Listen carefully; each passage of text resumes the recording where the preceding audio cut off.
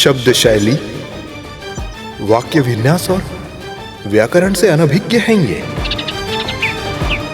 फिर भी देखिए, प्रेम की भाषा भली भांति जानते हैं ये पक्षी।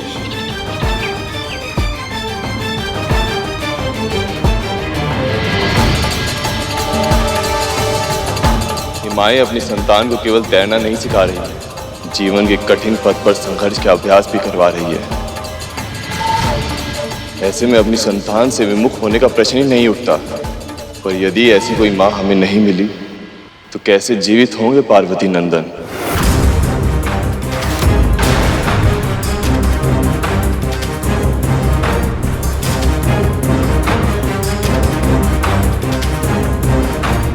ये चमकती हुई किरणें, ये अवश्य ही सूर्यदेव का कोई संकेत है।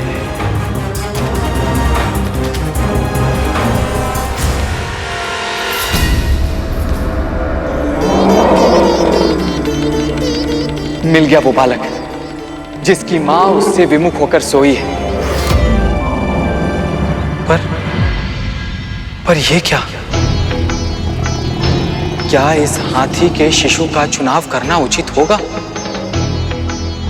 क्या मां पार्वती के पुत्र के शीश के स्थान पर एक गज का शीश लग जाए? क्या यह संभव भी है?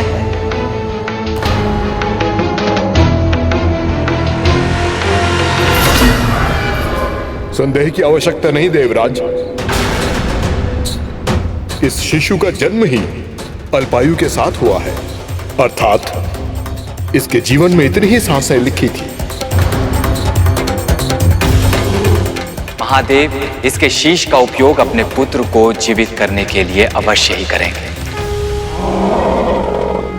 आगे बढ़िए यमराज, आगे बढ़िए और अपना कार्य पूरा कीजिए।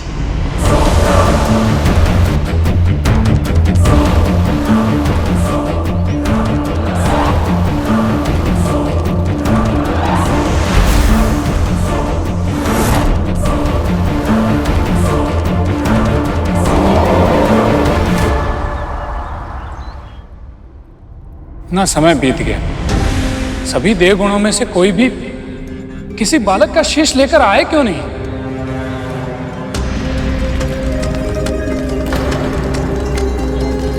देवराज,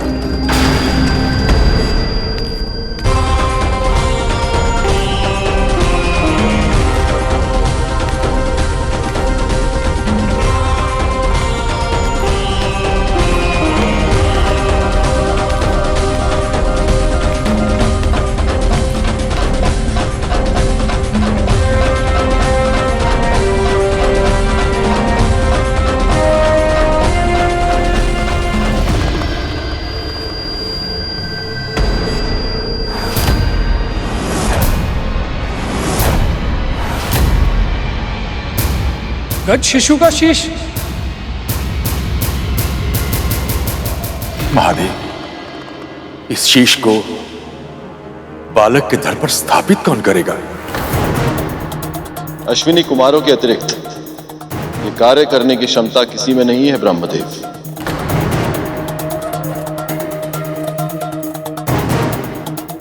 उन्होंने औषधि शास्त्र, शल्य चिकित्सा स्वयं महर्षि दधीची से सीखी।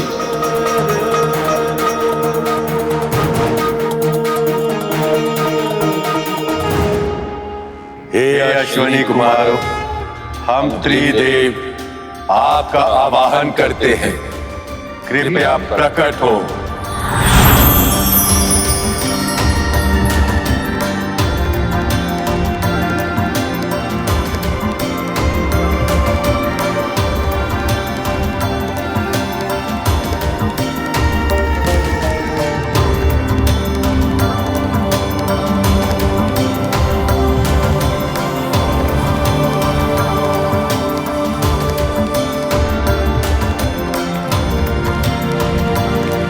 आपकी आज्ञा का पालन होगा प्रभु।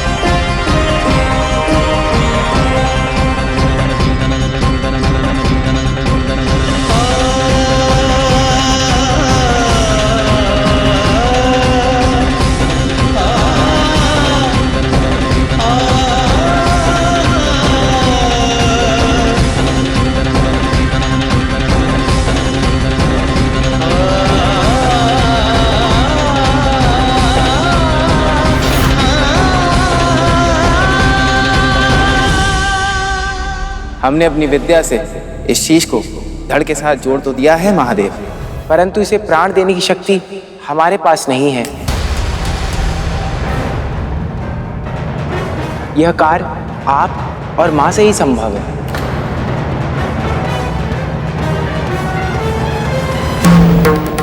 हमारे पुत्र को नया शीश मिल गया है प्रिय, पर इसे जीवन देने के लिए मुझे आपके शक्ति की आवश्यकता है।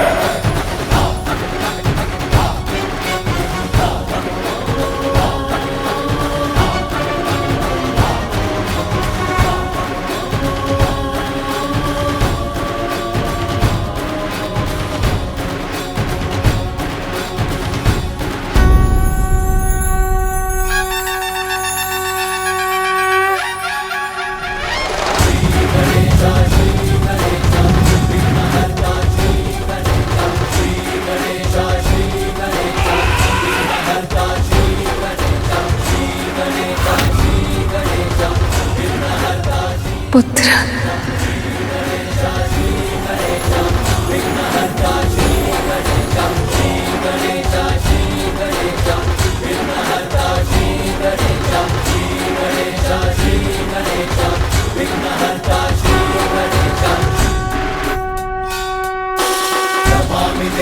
नमामि देवा, जय गणराजा नमामि देवा, दया करो हे मंगल देवा, जय गणराजा नमामि देवा, मंगलदाता मंगलकारी, जय गणराजा पिताजी। नमामि देवा, भक्तों के तुम ही हितकारी, जय गणराजा नमामि देवा, सुखहर्ता सुखकर्ता स्वामी, जय गणराजा नमामि देवा, विघ्नराज जी अंतर्यामी, जय गणराजा। बालक ने अपने पिता को, महादेव को पहचान लिया।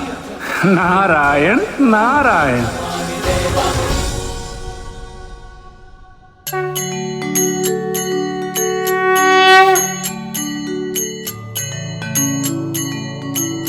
आप केवल मेरे पिताश्री ही नहीं, साक्षात परब्रह्म के स्वरूप हैं।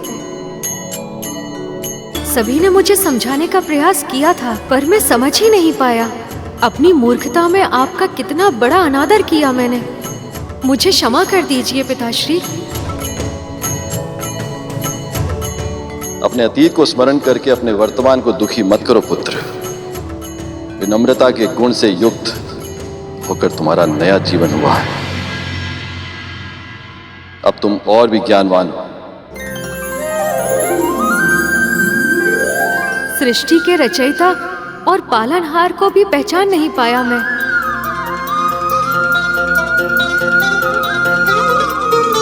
आप दोनों के साथ कितनी उदंडता की थी मैंने। कृपया मुझे क्षमा कर दीजिए। तुम्हारा ये रूप देखकर हम अत्यंत प्रसन्न हैं पुत्र। तुम्हारे कर्म, वचन और व्यवहार के कारण तुम्हारी मां को सदैव तुम पर असीमित गर्व होगा।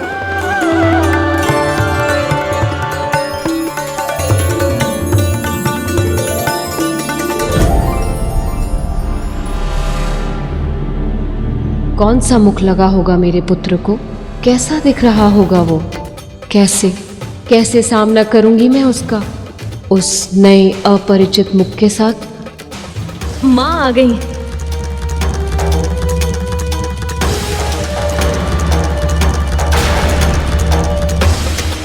ये जानकर ही माँ कितनी चिंतित हो गई थी कि उनके पुत्र को किसी और प्राणी का शीश लगेगा। अब जब वो ये देखेंगे कि इसे दूसरा शीश मनुष्य का नहीं हाथी का लगा है, तो कैसा अनुभव करेंगी वो, कैसी प्रतिक्रिया देंगी वो।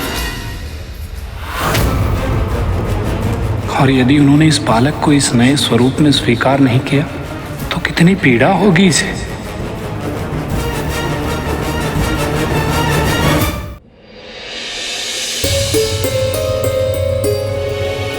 सखी, क्या हुआ?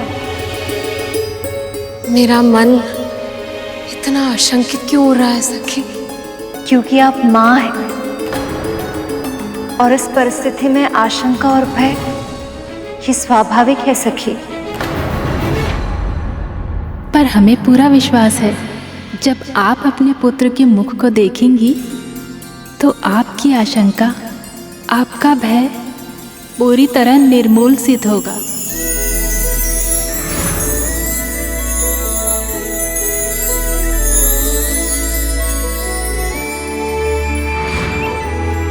जब वो आपको माँ कहकर पुकारेगा, सब कुछ भूल जाएंगे आप, सब कुछ। माँ, माँ,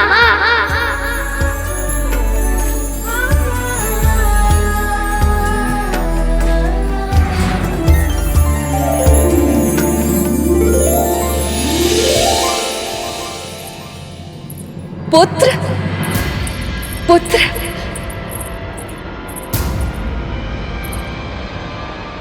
स्वामी, मेरा पुत्र।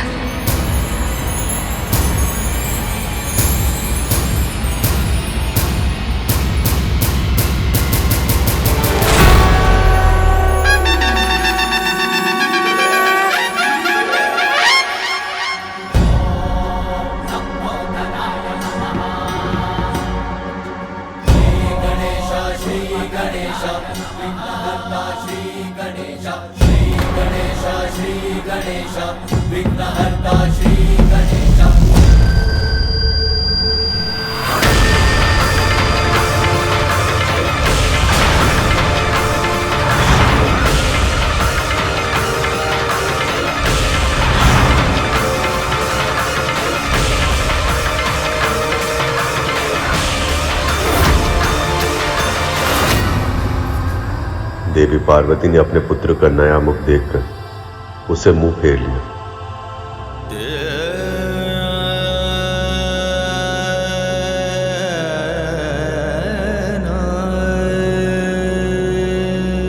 माँ,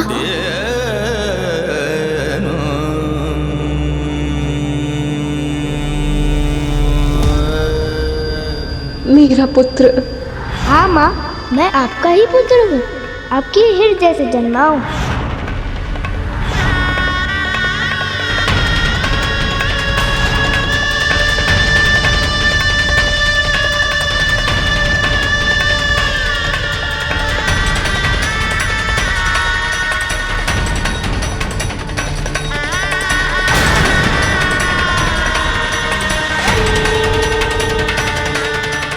माँ, आप रो क्यों रही हैं? क्या हुआ?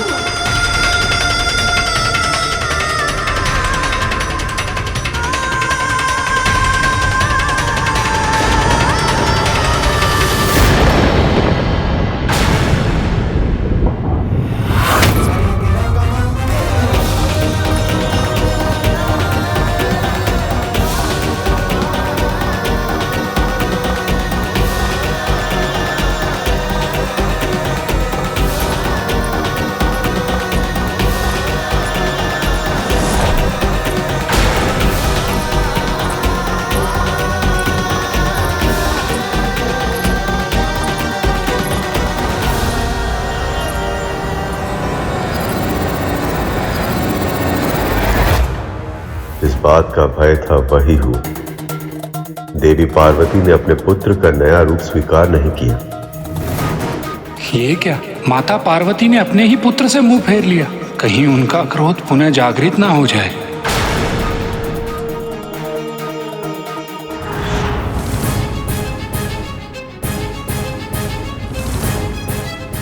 परंतु गुरुदेव, मां पार्वती का पुत्र फिर से जीवित हो उठा। इससे अधिक प्रसन्नता की बात और क्या हो सकती है? तो फिर मां पार्वती ने प्रभु गणेश को उनके नए स्वरूप में स्वीकार क्यों नहीं किया?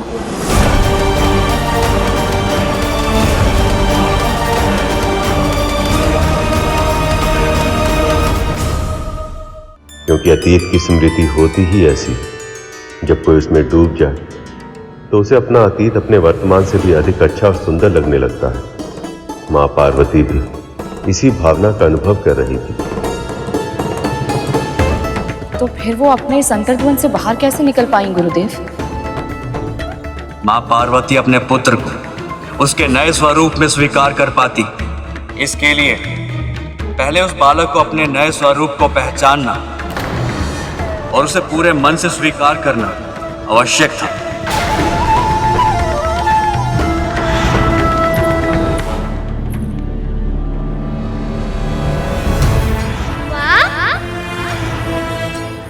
माँ,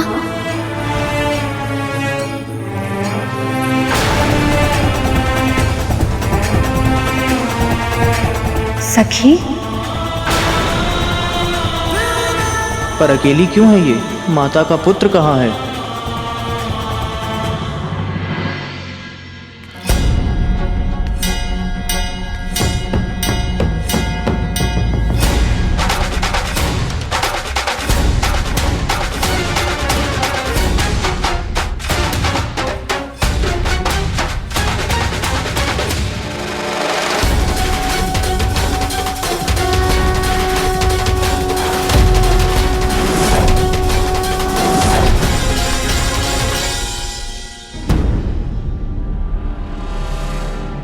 ये रूप मिला है बालक को।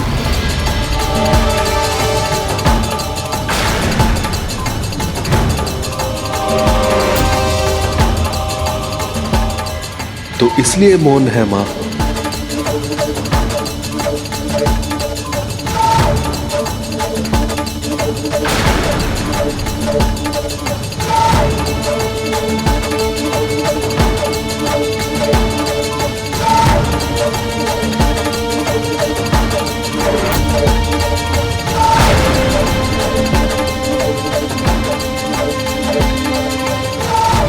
ये क्या, माता तो अपने पुत्र का नया रूप देखकर रुष्ट हो गई हैं। जब उन्हें ज्ञात होगा कि ये शीश मैं ढूंढ कर लाया हूं उनके पुत्र के लिए, तो ना जाने मेरा क्या होगा। मेरा प्रणाम स्वीकार करें। क्या आप मुझसे रुष्ट हैं माँ? माँ, आप मुझे छोड़ के बाहर क्यों आ गई? माँ मुझसे मुंह क्यों फेर रही हैं? कहीं मुझसे कोई भूल तो नहीं हो गई?